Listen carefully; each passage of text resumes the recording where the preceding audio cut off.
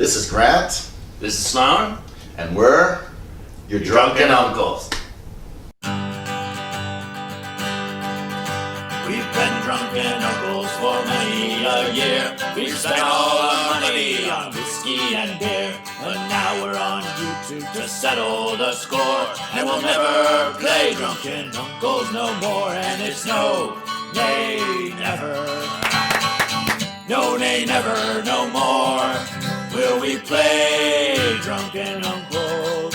No, never, no more. Sloan, welcome to your Drunken Uncle, episode 5. 5, can you believe it? I can't believe we made it this far. I can't believe we're still alive, lad. We're still doing it. Livers are in great shape. Blood tests, right on. So let's remind everyone about the word of the day. Remember, when you see us drink, look for the word of the day, drink along with us, and count how many times we miss it, because what? If you find how many times we miss it and you let us know about it, we will drink in your honor those times we missed. Post it in a comment section on YouTube or Facebook, and you might just be featured on your Drunken Uncle. Last time he drank 13 times. 13 times. Well, of course, Laura said that I didn't actually do the full 13, but you know, hey. Yeah. Whatever. You kind of did a win. We never miss a chance to drink. I'm not going to hold it against them here in Tulsa, Oklahoma. Come on!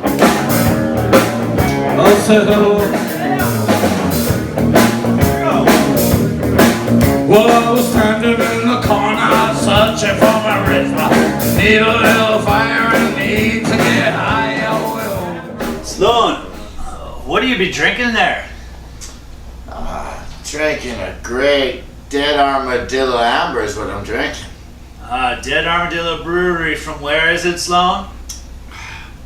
Tulsa, Oklahoma. Aye. And this is a great brew.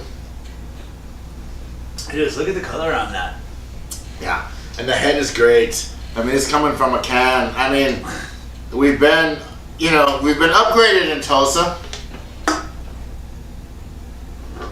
Because we can now buy beer at the breweries like every other fucking state in the union. Aye, and this brewery is literally a mile away from Murphy's Pub. It's like if you and I had a gang and we had to have like common ground to meet and discuss territory, this would be our or even our hideout. Yeah. It'd be yeah. Right? Either way, it works. It works on many levels. So Dead Armadillo has just been around for just a year or so, and it's run by some interesting people. Yeah, there's a whole group of different people involved in this, but the Hansons, as you all may remember, the great pop group, are involved in creation of the brew here. They had their own ale, and then they got involved with the Dead Armadillo people. Right, and just to say, they have a tap room where you can drink many of their beers. You can get a growler, fill your growler and go home. I mean, this is, again, every state has been doing this for years, but hey, Oklahoma's just getting present. But let me just say, Sloan, I've set my teeth against amber. I haven't had an amber that I've liked for a decade. That? Yeah, but why? Let me ask you. Because I drank like those shitty ass like red ales. Those red ales, those Irish red ales. Yeah, they were terrible. Yeah. And then I don't know. It was like a lager with sugar. Right. And so many ambers have come out that are just terrible. But I'm changing me tune on this because this amber is amazing. What does it do? Let me just describe as I drink it.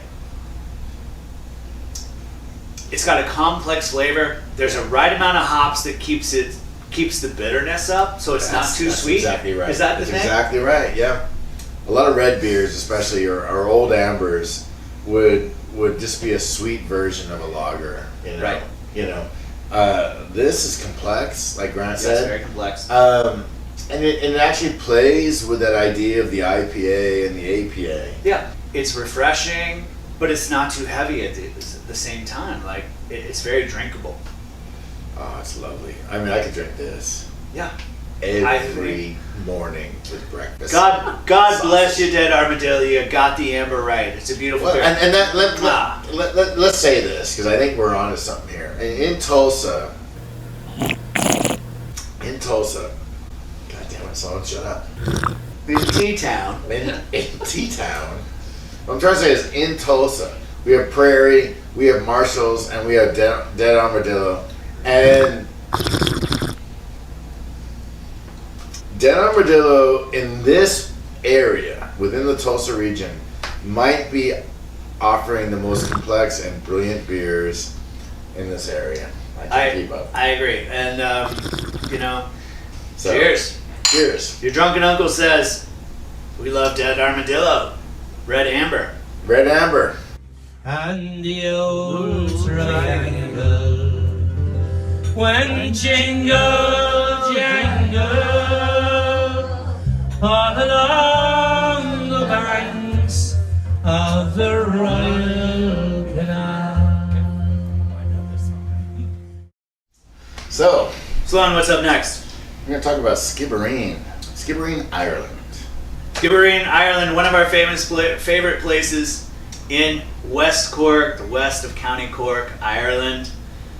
Skibbereen is one of our favorite places in Ireland, if not the world. Let's clarify that. It's home. It's a second home to us. We traveled there this summer, as you probably remember from the last episode. But we wanted to focus this episode on Skibbereen because we have so many friends there. We spent so much time there, and there's so much amazing stuff there, isn't there, Sloan? Yeah, absolutely. It's an old funky arty town, really, and in the wilds of West Cork, there's a lot of wild woods and of course the beautiful coastline. But in the 60s, a lot of hippies congregated into West Cork and created this kind of really artsy, funky neighborhood. And it's got a great art museum right there. This little town of like 3,000 people, and there's this, I would say, modern Skyscraper? abstract little skyscraper, a rusty skyscraper, and inside is contemporary art. So it's really radical. It's cool. So there are a lot of personalities in Skibbereen. A lot of people we've become friends with. You would walk this Skibbereen and you'd be like, you felt like you were on the stage, because every character we met was so authentically unique. It was like, oh, you've been developed for this moment in my life. You're walking through it. You're just like, how original are every one of you? That's true. It's that amazing. It is almost like we walked onto a stage Yes. in which we were guest stars in a ongoing drama called Skibbereen, Ireland. Right. Because there's so many amazing characters, right, Sloan? So many, and from all over the world, they kind of congregate and they find West Cork, and then eventually they find Skibbereen. I mean, we've got Collie Mack, the bartender at Callane's, who, when we first went there like 3 years ago, he was our tour guide. He hooked us up with bikes. 2 years ago. He, was just a friendly face, and of course he has a great bar, Callane's, with live music, all this great stuff. And Totally gregarious character, honest, sincere, and willing to just take a chance and say, oh, these guys are pretty cool. Let's just hang with them. Here's my bikes out back. Borrow them when you need them. We met Mona, who ran the bread and breakfast on my goodness, High Street, Mona. right, Main Street. Yeah, she owns this. What's the name of that bed and breakfast? Do you remember it?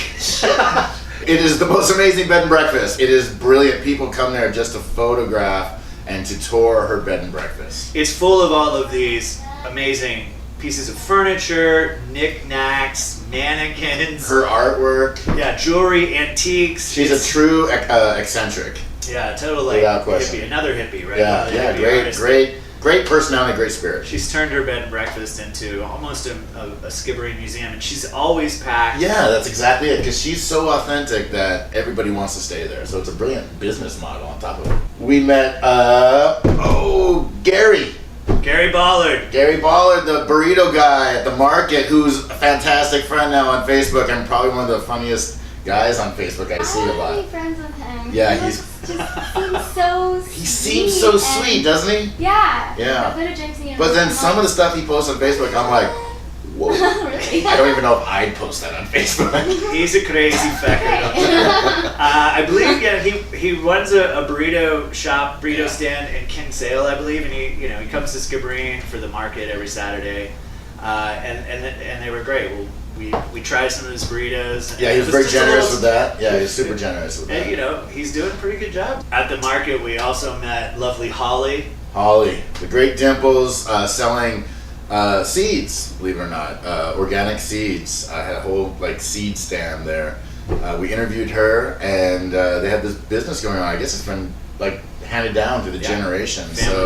Family business of selling seeds and not doing Monsanto and all that big corporate bullshit with seeding. So that was pretty cool too. And we met Nathan, who's English, and he does sculptures with a chainsaw in wood. And this guy was great. He's an incredible storyteller and makes these incredible pieces. Look, this guy's a philosopher. I'm not lying. Talking to this guy, Laura, you'd be blown away because he's got this. He's not formally educated, but he is an educated man. If you follow me, very wise. Lives in his big truck that he just travels around in with his chainsaws and his wood. He lives with his materials. But he has a really incredible outlook on life. I just had the pleasure of talking to him several times, just about how things are, what's really important. And he had his finger on that I was kind of jealous, to be honest. Not maybe jealous, but envious of that. I was like, wow, I need to be living that life. He became sort of briefly famous in Ireland and West Cork for one of his sculptures, which he did as a sort of Grim Reaper, and he set it on fire. And it sort of became an internet sensation, this sort of Grim Reaper. It went viral. As you can imagine, a lot of people might have interest in that kind of thing. Yeah, he's kind of a vagabond, a modern day hippie vagabond. And last but not least, one of the biggest characters in Skibbereen that we met is Andy Illsley. Not a native, he's from England, but my God, he's got a great past. Yeah, he's an activist, he's a musician. Yeah, he sings the blues whenever he gets a chance. He took him on his birthday, and my God, what a night. We're in the pub, Colleen's. He walks in, we're like, Andy! He turns and goes, and then he goes, double takes and sees us and be like, lads! He's like, he's crazy. Oh, we shocked the shit out of people there. Yeah, we did. We did shock him. Yeah, we did talk about this. We took him out for his birthday. We went to Colleen's. We went to the Paragon. Then we went to hotel, a new hotel. Oh, the new hotel where he took over the band and started singing. he sang about Trump and Hillary Clinton, and it's pretty damn funny. Yes, and we have footage of it because yours truly was right there with the camera. I mean, look, if I wasn't on, he was on. That's how that trip worked. Like one of us was always filming, was always working. That's right. So Andy owns a restaurant in Skibbereen. And he was gracious enough to provide us with a free meal and allowed us to film it and review it. So that's right. Yeah, we sat down and ate his great cuisine. So let's go. Larry, can you take us back to Skibbereen? Larry, we need to go to Skib. We need to go to Skib.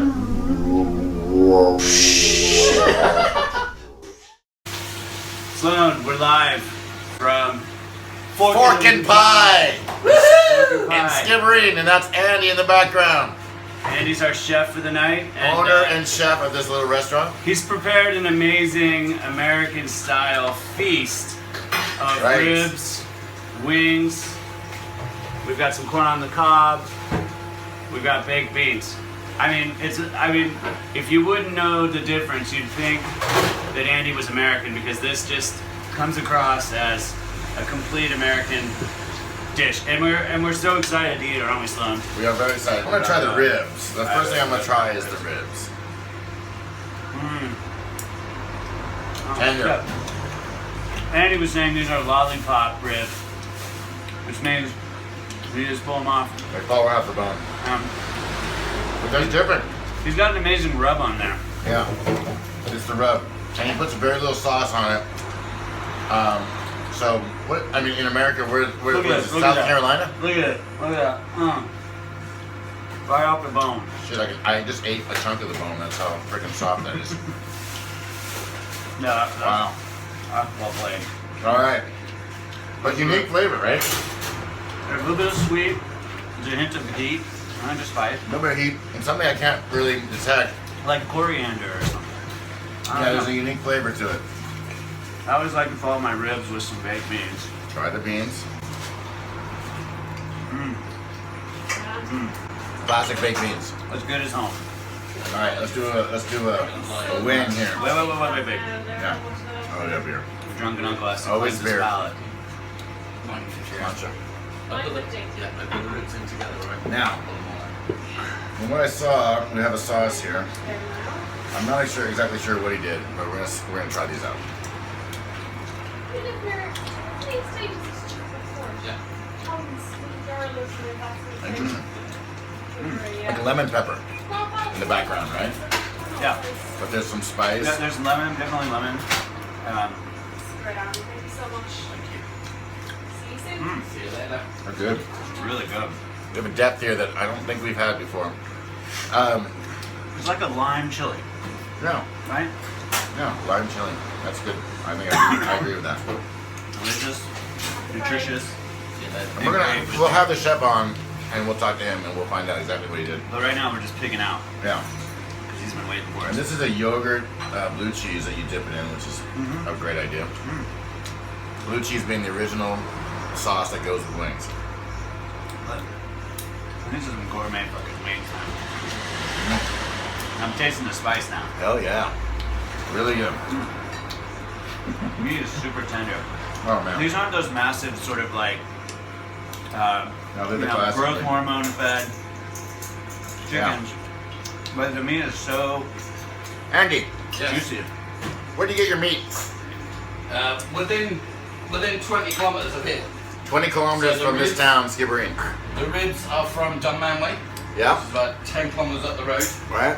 And the chickens are free-range chicken, which is about a mile that way. So it's organically reared. It's all organic, Okay. locally sourced, Beautifully done. and just tastes so good. All right, Yeah, eat the corn because I can't do it. I'll film it. all right. Grant's so gonna eat the corn. there's jalapenos on it, and red peppers. Yeah, I forget the chili you said it was. All right, so this looks good. It's got just What was fascinating about how he produced this while Grant's eating is that he put it on the flat top and then like a panini, he seared it on both sides while he was working the corn, and the butter and all the chilies and everything went in with it. my daughter loves corn on the cob, and this would pass muster for sure. You get the flavors, all the stuff that he's adding here. Yeah, I mean, it's got a little spice to it. Good. I don't want to stop eating. All right. Well, while Grant's eating, I'm gonna sign off so I can eat. I'm gonna Right. put my fingers in the water bowl here that Andy tells us that some people drink, Yes, indeed. and You're we're gonna sign off, and then we'll come back and we'll have the chef and owner Andy on the show to discuss not only this great cuisine, but his birthday party last night, and he had a food critic come in and eat today while he was hungover. All coming up. Stay tuned.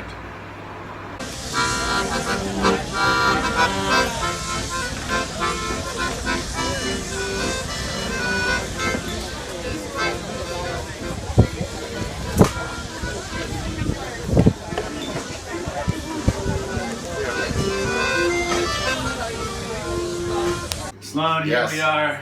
Right. Finally, we finished that amazing meal of barbecue ribs, Yeah.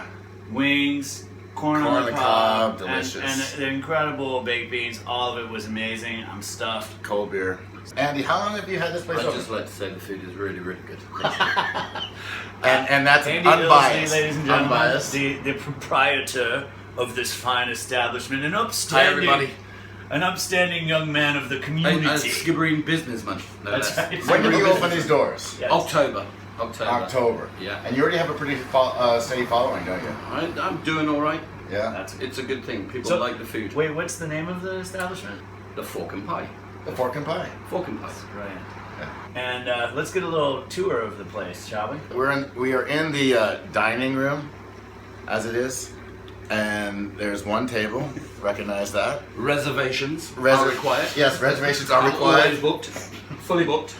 We're gonna meander to the kitchen, so bear with us. This is a long journey.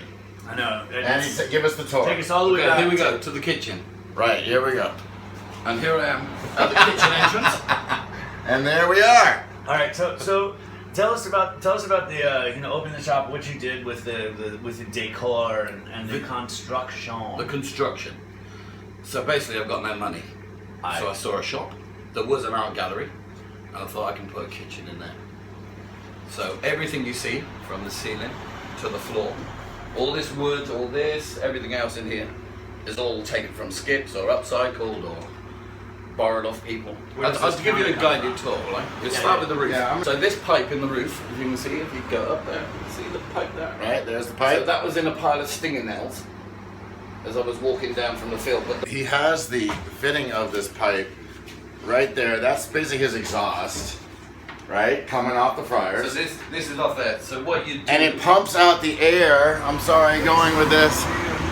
Pumps out the air right here outside. All those smells go flowing out into the street, and my God, does it smell good when you walk down the street. I'll give you a small demonstration. One said frying pan. Aye. Add 1 whole chili. Heat. And a 5-to-1 just before lunch. Hold. Said people then come into the shop and they say, geez, Andy, I can smell that all the way up the street. Genius. Yeah. Smart. All right, tell us about your famous oven. Okay, this is what makes a small space like this work. This is next generation oven, high-speed oven, directional heat. Example, chicken fillets, 5 at a time, 4 minutes. Sausage rolls with pastry, 6 minutes, 8 at a time. So you can really get people in and out of here. If you've got half an hour for lunch and you come in and I've got a dish on, I can throw it in the oven and bang, you're going out the door. So it makes this small space work.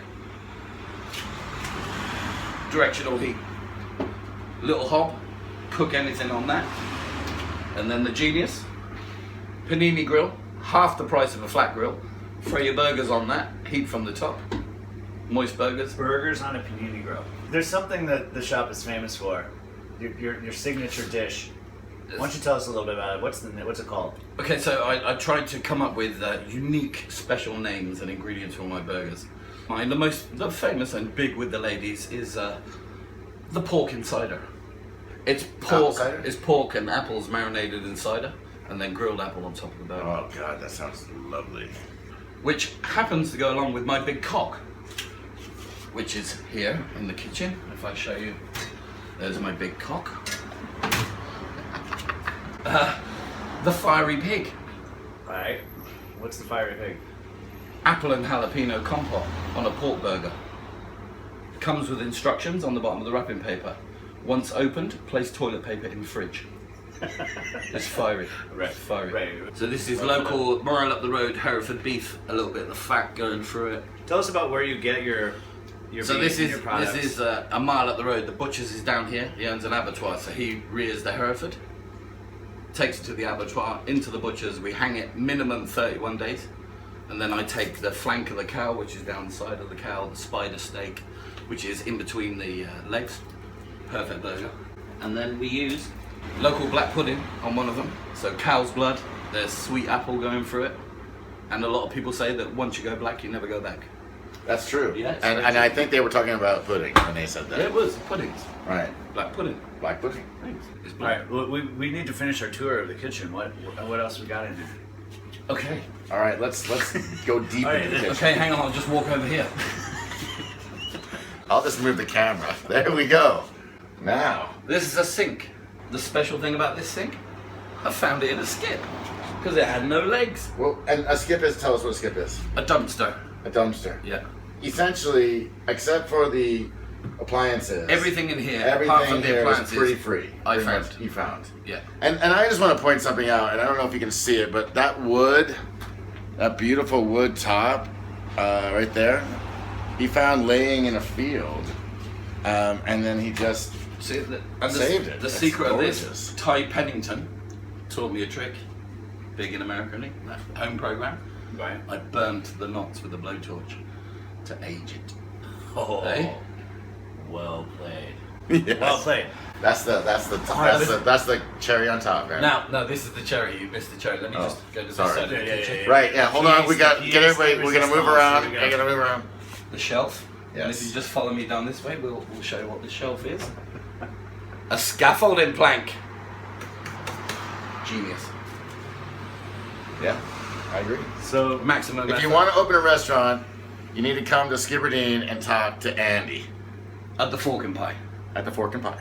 thank you, Andy, so much. We really appreciate you taking us through your amazing small business right here in Skibbereen, and this is your Drunken Uncle. signing out. Thanks for coming and thanks for seeing my big cock. Cheers. Cheers. Peace. Grant, What, Sloan? we are in the greatest time of sports. You know why? Why? Because fall is bringing the sport, all kinds of sports, but my favorite sport. The Buffalo Bills, NFL, man, we won today. We beat the Cardinals. Dallas Cowboys, yo, America's team. What other sports are there, Sloan? Well, baseball's still playing. Go Rangers! Go Bills. We got college football. Hook 'em horns! Go Bills! NBA's about to start. Go Mavericks! Go Bills! We got Gaelic football! Go Cork! Rebels! Aye! On the radio.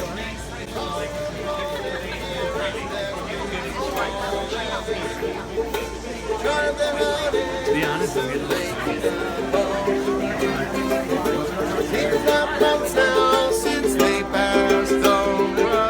Throw him a pound, will you? Throw him a pound. I'm gonna get him on the tape.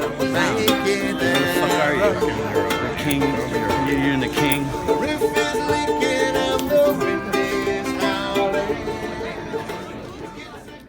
All right, Sloan, we have an Ask Your Uncle.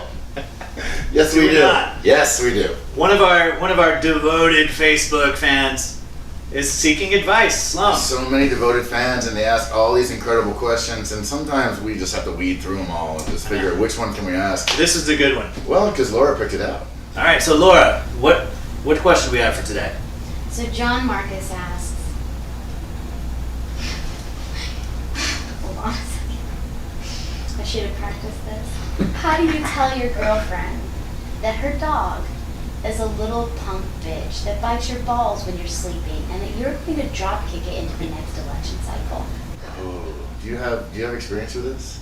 I really don't, but I do have advice. I have experience with this. Okay, all right, so stick to us. But not with biting my balls. But I did date a woman a you have while. lots of dogs biting your balls. Oh, you know Jesus. Well, they're just chewing through my fence is what they do. But it. Trying to get out. oh, they Get do away get from out. Sloan. I have like freaking yeah. 'Cause You finally Yeah. drawing Thank what you very I've been much. saying. Right, yeah.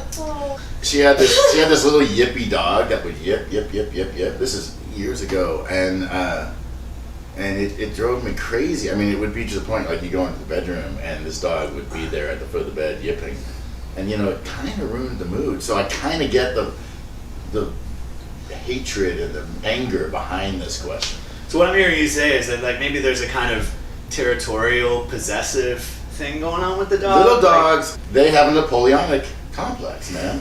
They're little, they got nothing going on. They know that if big Rufus down the street comes around, that's lunch. And so they bark all the time. And they gotta pee on everything, and they gotta mark their territory, and that's one of the things they're doing, yeah. And the best thing about little dogs is they don't see themselves as little dogs. They see themselves as Big Rufus. Like in their minds, they're like mastiffs. If you put a mirror in front of them, they're a bull mastiff. Yeah, they're just like this massive. So they don't see any kind of like size difference in their own minds. My advice is for you to just kind of like deal with it and swallow it, because here's the thing: you never know when the dog's going to be the only one licking your balls and biting your nipples. I mean, who knows? Like, things can go south with the relationship. Like maybe you're gonna need that dog when it gets really cold and dark in the middle of the night. Like I don't have the That might girlfriend. be I don't have the the girlfriend only anymore, thing but I don't have the girlfriend anymore. But I got the girlfriend's dog. Hey, I got the dog, y'all. At least I got the dog. Well, she don't mind, but I kept the dog. Now that dog comes and nibbles on me, and it's all good,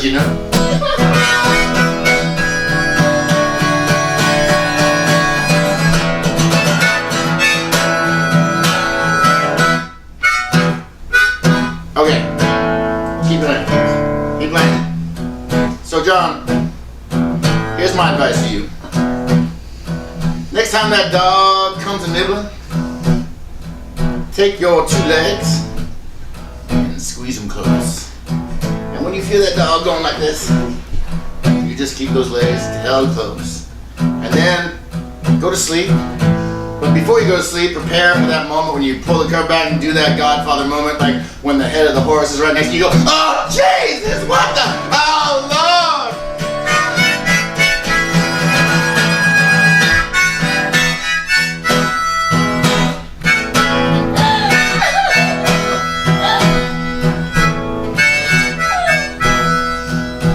That way you get rid of the dog, man. He wants advice. I think that's solid advice, you know? Scissors. Good advice. Beats paper. Well done, Sloan. Another You problem. can't tell her. Another problem Another problem solved. solved by your drunken uncles. And you You can't should tell get her. paid for this. Because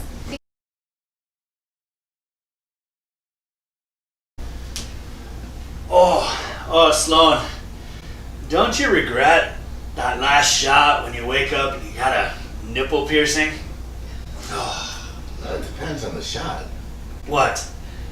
You mean you already got one? Just saying, the shot can tell you what you need to do. So, you got one on your balls, don't you?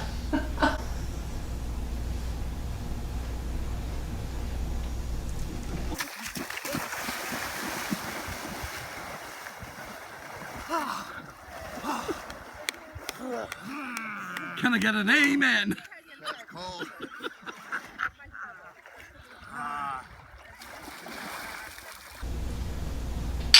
And here's your touch of Ireland. So this is a poem called Too Busy Dancing. So the boiling off of the Irish public begins. Toss the paddies, the pittance, watch them stagger about. Build a GA club here and buy a flag hole there, and promote all the Gardaí with plenty of stout. They're going to sponsor the Cayleys and sell us shillelaghs with Barrack and Bertie dressed like Irish fairies, emblazoned their emblems all over Sligo till they're under our skin, a bit like Impetigo. And is this what it's come to? It's coming out to pass, and sure all of us say, lads, sure, sure isn't it gas? And that gas, sure it is now, or is it the oil? Sure, what does it matter? Hadn't they making us smile? And would you look at the land of Shannon and Kyoll and half of the country flat out in the dole? And would you look at the banjos, the fiddles and flutes and don't mind the naysayers, you're speaking the truth? And would you look at the dancers in their little wigs and don't mind the pollution from off the rigs? Or the sessions, the music, the pints and the crack, and sure don't spoil the fun with your yak about frack. And RT are here to capture it all if I'm Taoiseach on a well-earned trip from the Dáil. And oh Lord, did you hear the Shannos recitals, and enough of your talk about the state-sponsored violence, and enough about the country's resources all plundered and that old boy singing Jesus. Sure, he must be 100. And sure, maybe he is, but that man in his prime would have fought for this land in the far distant time, and now he must sing in the county of Yates as we dance jigs and reels at the beck of the state. And would you look at the families and the parents and Poshty, and the weather is great, mar ni Revshi Kurboshty. And Gardaí Shiakona, ag Jane of Ruddy Godana, don't mind the demise of our flora and fauna. And let the magical flag capture you in her spell.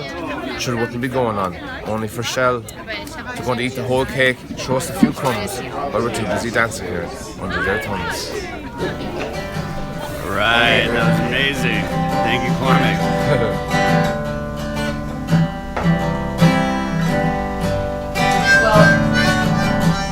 What? If all of my kids subscribe and have a good follow. Yeah. Oh shit. You're the Jew, funny Irish Catholic.